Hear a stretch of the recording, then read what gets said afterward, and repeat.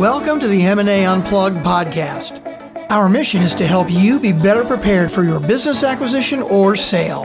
Being prepared will ensure you maximize returns and minimize risks. This is M&A Unplugged with your host, Domenic Rinaldi. Hey, M&A Unplugged community. This is your host, Domenic Rinaldi. In today's episode, I had the pleasure of speaking with two very seasoned deal attorneys, Jeff Petersen from the law offices of Jeffrey T. Petersen and John Schreiner of Perkins, Coie. We discussed the role that earnouts play in M&A transactions, their application, how to develop good ground rules, and how to protect your interests. At a high level, an earnout is a promise of future payments based on some future metric being achieved. As you can imagine, buyers see earnouts as a great tool to protect their investment, especially in this post-COVID environment. And sellers obviously want to avoid earnouts as it means they are walking away from the business with something less than the full purchase price. One thing is for sure, when there's an earnout involved, you definitely want experienced attorneys like Jeff and John representing your interests. Before we get into the interview, please head over to K2 Advisor and take our free seller or buyer assessment. These assessments will help you understand how ready you really are for an acquisition or sale. The buyer readiness assessment is at the bottom of the Acquire tab, and the seller readiness assessment is at the bottom of the Exit tab. Understanding how prepared you are for an acquisition or sale is imperative to ensuring that you maximize returns and minimize risks. Thank you for being here, and I know you will really enjoy this conversation with Jeff Petersen and John Schreiner.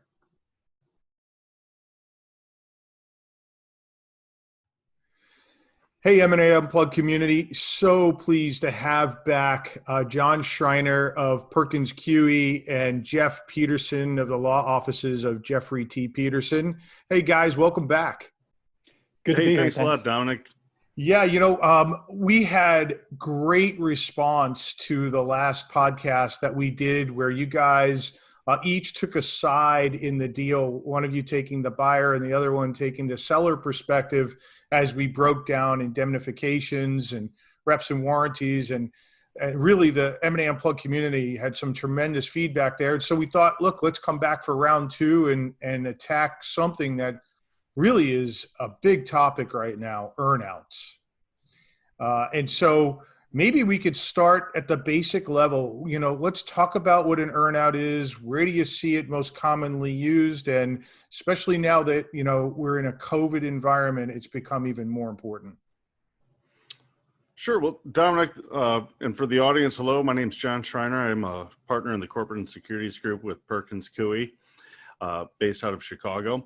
And if it's all right with you, Jeff, I'll take the lead kicking it off here. Please. All right. So an earnout is essentially, it's a contingent payment. If you are going to sell your company, ideally as a seller, you're going to have a purchase price and you get 100% of that purchase price paid at closing in cash. Sometimes though, a portion of that purchase price will not be paid at closing and it'll actually have to be earned after. So with an earnout, you have a couple components. One, you have the amount of the earnout, and that can either be a fixed amount or it can be an amount that is based on some sort of formula. So for example, percentage of revenues, EBITDA growth, etc. The earnout then is also paid at a specific period of time. So that can either be a date certain or a milestone in the future. That's generally what an earnout is. However, there are some nuances to it that I think we're going to get into. Yeah, great. Jeff, anything to add there? No, I would just say this. So John is going to take the position of buyer's counsel today. So he's the bad man, looking to put the benchmark on this poor business owner that has to now hit these benchmarks in order to get all the revenue and all the monies to which they're entitled. We've had the first spear thrown here. I can see we're getting. But I started early because I grew this beard. I should mention during the quarantine, I've also been doing some Iditarod practice as well. So clean shaven Jeff can be the white knight here. Yeah, so Jeff, when a seller gets ready to bring their business out to the market, obviously they're hoping to be able to mostly walk away clean, unless they want to retain a piece of the business because they're going to stay on with the new management team, or they want a second bite of the apple somewhere down the road. Very few people go in thinking, all right, I'm going to accept this big earnout, and I know I'll get payments later. Talk to us about the seller's perspective. How do you work with sellers through this issue? And there are many issues that they have with it. Sure. And I think the seller's perspective is just what you said, Dominic. They would love to get all the money up front and have that security and certainty. So from their perspective, it can be a little bit of a jolt, but as they've worked with their investment banker, they generally understand that this is just part of the terrain most times. And what they're looking for is certainty, and that's obviously what we're looking for as well. So John had mentioned the earnout calculation, EBITDA growth, percentage of net income, something along those lines. From the seller perspective, we want to have a lot of certainty around a couple of things. One, how it's going to be calculated. Two, if there is a dispute, how it's going to get resolved. For instance, a lot of times a buyer will say, well, we'll just have an independent accountant look at it and what they say goes. From the seller perspective, you don't want that to happen because that's potentially millions of dollars. Obviously, you want a good accountant looking at it, but if it's worth that much money, it's worth having a dispute resolution clause that you can go to an arbitrator for. And you also want certainty that they're not going to throw you out and terminate you either as an employer if there's a consulting agreement, unless there's a very high threshold that's been reached. Yeah, so let's dive into a little bit more about, why is an earnout necessary? And Jeff, let's take it from the seller's perspective. As you said, owners don't want an earnout, but it becomes obvious at some point in time for a number of reasons. And maybe we could talk about those reasons where earnouts sort of make sense. Sure. I think a couple of the big ones right off the top are you just can't come to terms on a valuation, right? That there's a gap there that needs to be bridged. The seller obviously thinks the business is worth more. The buyer isn't so certain. And also from the buyer perspective, if I can step out of the shoes of seller's counsel for a moment, it's not a turnkey operation. You're going to need the principals involved so that they can maximize the benefits of the purchase. And you want those principals to be incentivized to keep working hard for, say, a couple years going forward. Yeah, yeah. And I would imagine now, too, what we're seeing from a seller's perspective is if their business has been impacted by COVID, they still see this pre-COVID value, but maybe the business isn't back to that point yet, but they still want to sell. And in order to realize that full value, maybe an earnout bridges that gap in the short term. And if the business does return, then they'll be able to realize what was previously the full value. I think that's absolutely right. And I also think even if the business may not be impacted, that buyers are looking more toward an earnout now because there's a lot of uncertainty just in the macroeconomic environment. Yeah. Which, John, I think opens the door up for you, right? From a buyer's perspective. So what are you hearing from buyers? What's your approach with them? And you also have to balance, I would imagine, earnouts too against, do they really want to get a deal done? And where's the tipping point from a seller where they say, hey, you know what, this just isn't worth it? Absolutely. Well, in past years, a recent 2019 deal study that I looked at, when you took out life science company deals, 20% of reported deals had an earnout component in it. The median earnout potential as a percentage of those deals was about 41%. So earnouts were a pretty significant thing last year as far as the percentage of the purchase price when they did appear, but appearing only maybe 1 out of 5 deals. From what I'm seeing from my strategic buyers who are doing serial acquisitions, from what I'm hearing from people like you, Dominic, in the market, earnouts are going to be coming back. They're going to get much more popular, both as a result of bridging valuation gaps, taking care of some of the uncertainties that either a buyer or a seller might have. And another benefit for us as the buyer is that earnout money is money that's sitting in our bank account. So it's sort of the golden rule, right? He who controls the gold makes the rules. And it's a lot easier for us to make an indemnity claim and either contractually offset or non-contractually offset against that earnout amount when that cash is in our bank account. The last thing, and this isn't quite as helpful in that most of your credit facilities are going to contemplate and require consent for earnout payments or other contingent payments, but it's a nice thing for the buyer to not have to come up with 100% of the theoretical purchase price at the time of closing. Yeah, without a doubt. But where do you counsel your clients on the, from a buyer's perspective as, look, earnouts are probably going to be more prevalent, especially given COVID and the impact to businesses. But where is the stress point and where have they pushed too far where now they introduce this earnout, it's too much a piece of the purchase price, and the sellers decide, you know what, I'm just going to hold on to the business, or I'm going to go back out to market? Absolutely.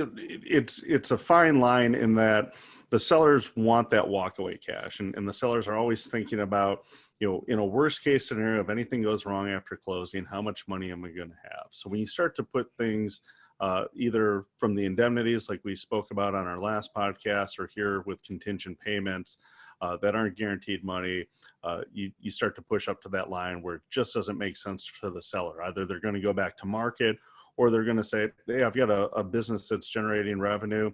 At least I know that's sure, and I can go sell it at any time. So largely for buyers, we use it to really bridge a valuation gap. So when we cannot get to an agreement on what a company is going to either continue to do or will do in the future, we go to a seller and we say, put your money where your mouth is. You've said this is going to happen. You shouldn't have any concerns with this earnout. I think when we start to get more speculative and we start to try to use an earnout to protect the buyer on worries about retention of key customer accounts, for example, or really maintaining the business rather than growing it, that's really where I see sellers balk. It's a lot harder for a seller to object to the concept of an earnout when there truly is a bridge between the parties and the seller is promising all different changes, whatever happened last quarter was just a blip, and not willing to stand behind that with an earnout. Yeah, I think you're making a great point. We've seen buyers come to the table with offers for earnouts, assuming that they can keep key employees post-sale or lock up certain accounts. And sellers naturally push back because they're like, look, these employees have been here for 20 years. They have non-solicits. You're overreaching at this point in time. That's a great point. When you're getting into categories that really aren't within the company's control or the seller's control, so a seller can talk very confidently about a key customer relationship or that a new relationship is going to get signed up shortly thereafter, especially if the seller is staying on. That's one thing. But when you've got new management, new ownership, it's really hard to say what Sue or Jeff down the hall are planning to do as far as retirement, or maybe they don't like to work for the new bosses. And when it's stuff that's more in the buyer's control, that's a lot more difficult to stomach. Sure. Hey, Jeff, I'm curious. John brought up where the funds are held, the earnout monies, in an escrow account controlled by the buyer. What strategies do you deploy there from a seller's perspective to try to change that dynamic, if at all? That's something that we try to address up front, to get to it in the LOI if we can. But it is an uphill battle because a lot of times what the buyer does is it's saying we have an offset right. We feel like if there has been some damage to the company, we're just not going to pay you the funds.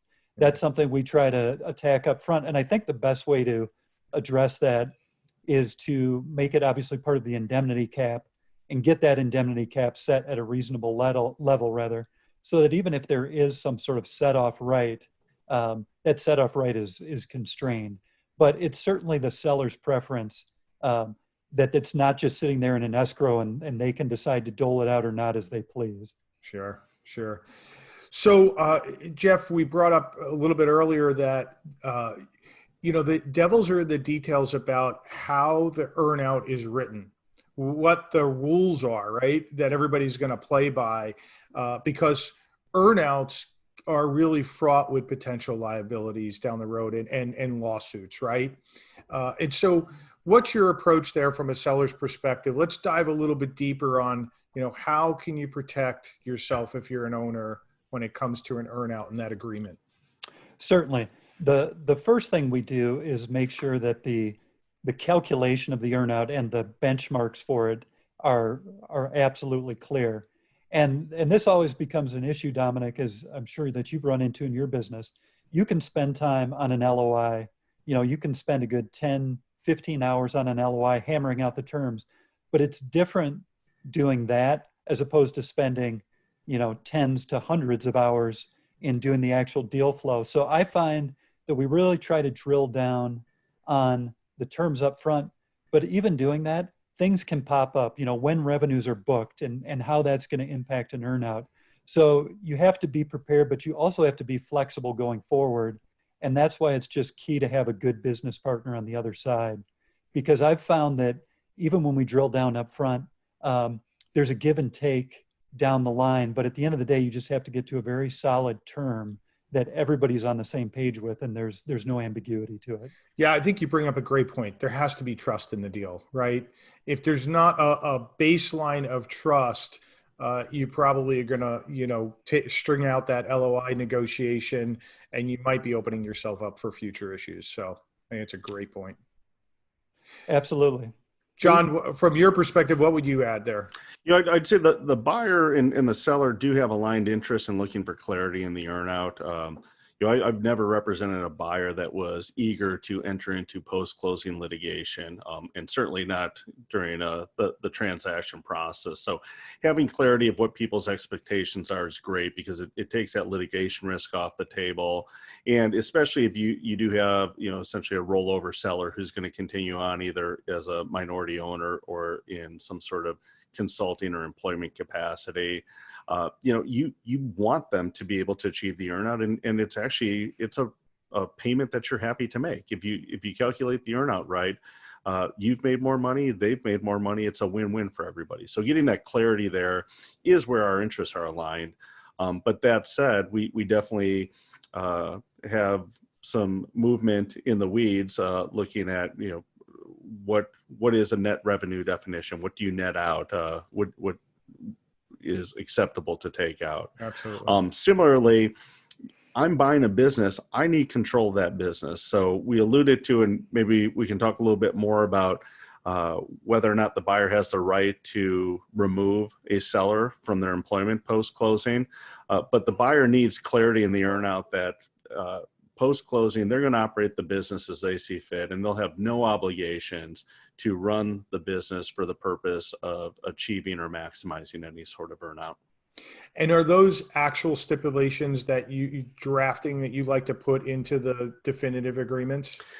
Definitely. As a buyer, I will have an acknowledgement whenever possible that the buyer has no obligations to operate the business or take or refrain from taking any action in a manner that's designed to achieve or maximize an earnout. Jeff, I'm sure sellers love to see that language. Love it always. And then right after that, we put in, they cannot take any action, the intent of which is to, decrease the earnout. Right. So essentially you got back to square one, right? Yes. Yeah. To where we all started. We're both going to be trusted business partners, but I definitely think John makes a very important point. There is an alignment of interests here. Obviously sellers, they don't want to be put at risk of not maximizing their proceeds, but you don't want to just be defensive too. There's opportunities here for sellers, I think. And it's not one size fits all, but if you're very bullish as a seller on your business going forward and you say, hey, I think I can make more money doing a percentage of EBITDA growth because we see like we're going to grow in leaps and bounds. There's obviously some element of risk there, but again, if there's confidence about the business, you can use that to your advantage to actually make more money than you otherwise would. Boy, I think, Jeff, this is such a great point that you bring up, right? Just because a buyer proposes an earnout doesn't mean you have to live with what they're proposing, right? There's no reason you can't counter on different metrics. They may be proposing EBITDA growth, but you might think that gross margin might be the better thing because you've got a new product that is going to hit the market and you're going to have a competitive advantage or whatever. I think that's an awesome point. Thank you. I knew I'd hit one sooner or later. and John, how do you feel about that when your client has proposed, an earnout structure and then the sellers come back and said, well, I don't think those metrics are the right metrics. It's these metrics that make more sense.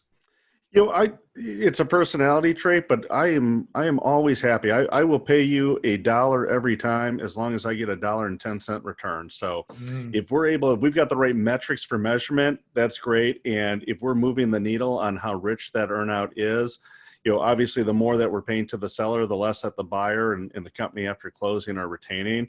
But I generally tend to be more generous with earnouts in my philosophy, at least, in that we've got interests aligned and we can find somewhere where it's a home run for both parties. And so just your comments, guys, kudos to you. You can tell you're deal makers, right?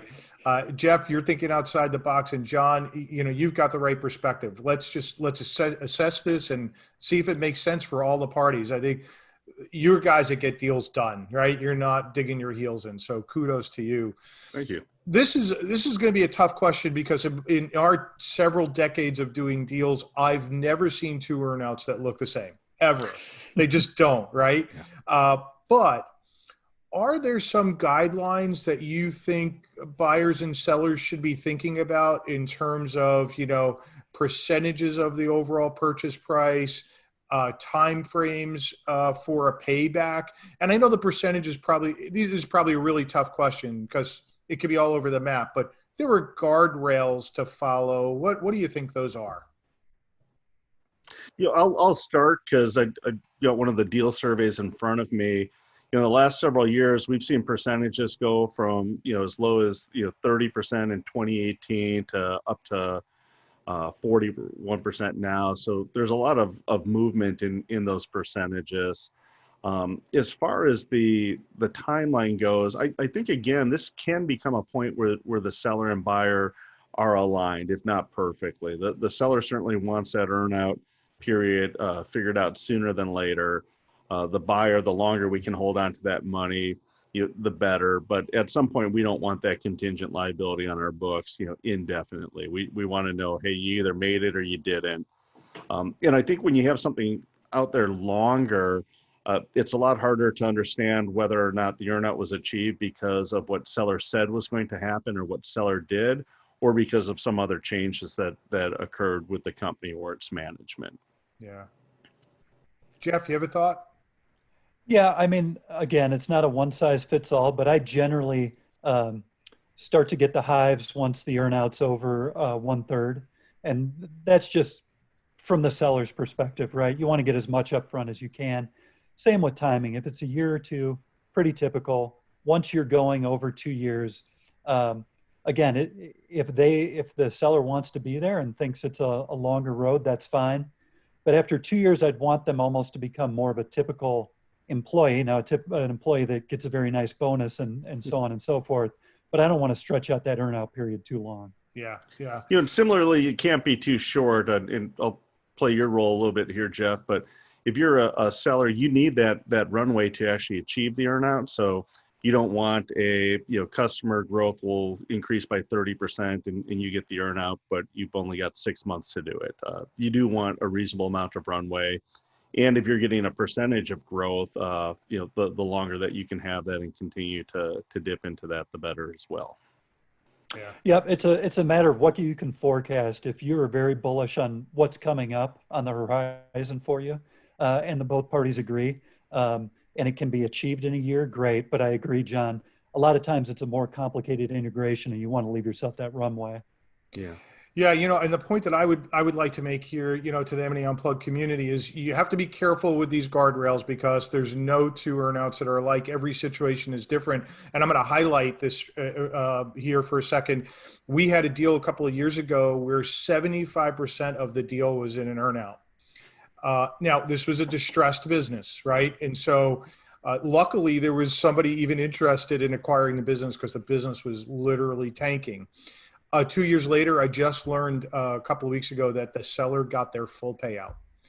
Buyer turned the business around, and seller wound up with a full payout. If you look at the other end of the spectrum, we just put a deal under LOI last week where the seller got over asking price and they got an earnout on top of it for future growth. So the buyer came to the table. They're so excited about the business. They threw an earnout on top of the deal as an extra incentive. So you could use it in lots of different ways, but there's two examples at the different ends of the spectrum. So and everything in between, right? Yeah, I think it's John and I were actually talking about this before. Saying it's just an interesting dynamic because you have a seller who knows their business, right? Has preconceived ideas of what it's worth and has been used to running the show. So that's just an interesting dynamic to then after the sale, you're working for the buyer, obviously. You don't just run the show anymore. So it's to our point earlier, Dominic, you got to really have trust on both sides. And you have to have a certain amount of flexibility on both sides too. And I say that for seller as well. You're not going to be captain of the ship anymore. But if you have a good counterparty, you can make it a win-win. Yeah. And I think this is such an important and timely topic because, John, as you pointed out, 20% of all deals included in some form of an earnout. But in this post-COVID environment, that percentage is definitely going up, right? Who knows where it's going to land, but it's only going up. It's not going down. So buyers and sellers need to get their heads wrapped around this concept. Absolutely. And we were talking a little bit about escrowing an earnout amount. As a buyer, my starting point is to not escrow those funds because they're not necessarily funds that are going to be paid. They haven't been earned yet. I'll come up with that money down the road.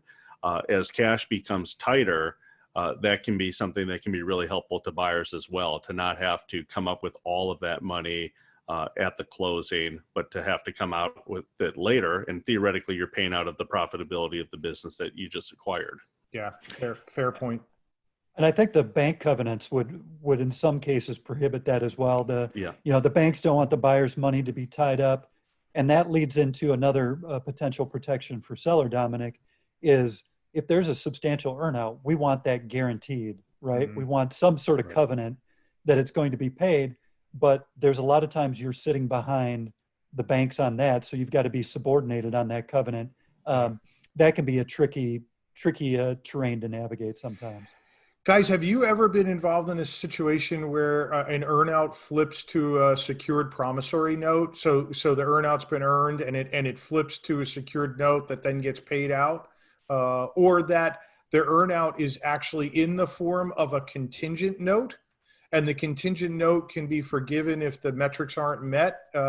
Is that something that you've done? So I've done it with a note before. Yes, not where it flips, but at the outset that it's contemplated as a contingent note. Got it. So you get all the promissory note elements in there, and to your point, Jeff, right? That there's a guarantee. Correct. Yeah. Good. John, how do you feel about that? Guarantee. Obviously, our starting point is we'd prefer not to do that. If an earnout's going to be met, there'll be cash at the company to pay for it. Now, that's saying don't pay attention to the debt that we have, the leverage that we're going to put up on top of it. Anybody else that's going to come in line in front of you. Right. But that's a good bridge, I think, when the alternative is rather than the acquisition entity having the obligations, we want the purchaser parent to have a guarantee of the obligations. Yeah, good. Hey guys, I think this has been a tremendous conversation. I really appreciate all the input. We'll wrap it up here, but want to give each of you an opportunity to sort of put a recap on from Jeff the seller side and John from the buyer side. Certainly. On the seller side, this, along with indemnity, I think are the two areas where the most attention probably needs to be paid because it's the highest element of risk in the sale. But again, I just keep harping on it, Dominic, but it's true. And I know you've seen it in your business. It's finding the right partner and the right counterparty is going to alleviate a lot of the ails that come along in this territory. And again, yes, there's an element of risk, but you shouldn't go into it just in a total defensive crouch. You as a seller should have confidence in your business, get the best terms for you, but also see where the opportunities are where you can really turn it into a win. Yeah, great. And I would echo those points and add to that, as a buyer, an earnout's a great way to get a deal done. It's a great way to bridge a valuation gap. As you noted, Dominic, it's also a great way to differentiate yourself and maybe even add a sweetener onto the deal in addition to the purchase price. You've got to make sure that you've got the calculation, the formula correct. You don't want a dispute afterwards. You don't want a surprise. You want to have clear expectations for all parties. And then finally, the buyer does need the ability to manage and operate its business. So if things just aren't working out with the seller, they need the ability to remove them from the situation without having a financial penalty or risk of it with respect to the earnout tied into that. So let the buyer go. Hopefully, again, we'll have a good partner that we trust, that we've diligenced, that we're going to work together and have a mutual win for. But if things do not work out, you do need that protection to continue to operate the business as you see fit. Yeah, great points. Great points. John and Jeff, if folks wanted to get in touch with you, how could they best reach you? John, why don't you kick it off? These days it'd be, come by my house. I'll be in the front yard, but in all seriousness, it's JSCHREINER at Perkins Coie, PerkinsCoie.com. So Schreiner at PerkinsCoie.com. Great. Jeff? Yes, if you don't want to stop by John's and see him tanning bear hides in the front yard, our Chicago office is 312-583-7488, and our contact information is on our website, which is lawofficesjtp.com. All right. Guys, thanks again so much. Really appreciate you being here. Great content. Wonderful. Thank you, Dominic. I hope you enjoyed this episode, and all of today's information will be available in the show notes. If you enjoy our content, please remember to subscribe and review our podcast. I look forward to seeing you again on the next episode of the M&A Unplugged podcast. And until then, please remember that scaling, acquiring, or selling a business takes time, preparation, and the proper knowledge.